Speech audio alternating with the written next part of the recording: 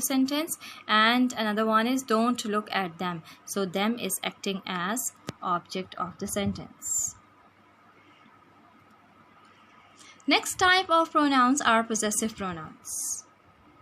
Now students, after discussing each type of pronouns, we'll move towards book exercises and we'll solve those exercises keeping in mind different types of pronouns. So first we'll discuss in detail different types of pronoun with the help of example.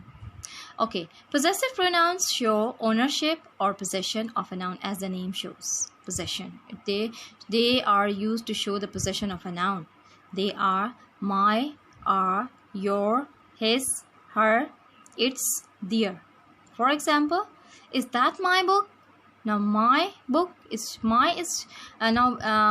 used as a possession of, as for the possession of a book, so acting as possessive pronoun.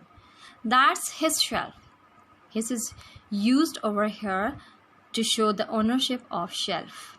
His shelf. I'd like to see their bookshelves. There is acting as to show the ownership of bookshelves. There are also independent possessive pronouns. These pronouns refer to a previously named or understood nouns. They stand alone and aren't followed by any other noun. They are mine, ours, yours, his, hers, its, theirs. For example, that's mine. Now mine is acting as independent possessive pronoun. They, as you can see, mine is standing alone. It is not followed by any other noun. So they are called independent possessive pronouns. So I suppose those clothes are yours. Again, yours is not followed by any noun. So this is again independent possessive pronouns. No, it's theirs, and theirs again not followed by any noun. So they are independent possessive pronouns. Next type of pronouns is indefinite pronouns. Indefinite pronouns don't point to a particular noun. We use them when an object doesn't need to be specifically identified. They include few, everyone, all, some, anything, nobody. For example, everyone is here already. Everyone is indefinite pronoun, not indicating particularly to any person. I don't have any paper napkins. Can you bring some? Some again here.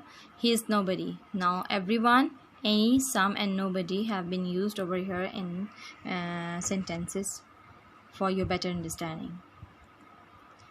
Moving toward next type of pronouns, that is relative pronouns.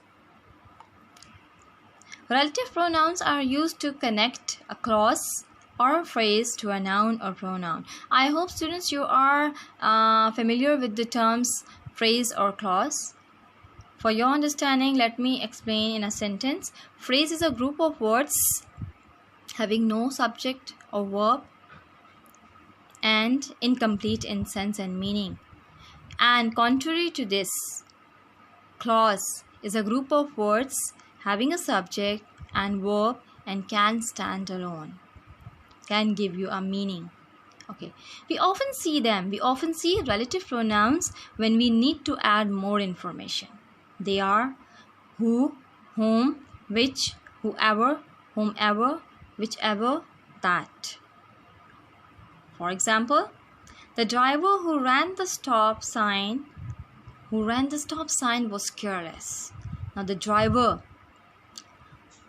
who is used over here to describe, to add more information about a driver. The driver who, what kind of a driver? Who ran the stop sign was careless. So who is used over here to add information to it. I don't know which pair of shoes you want.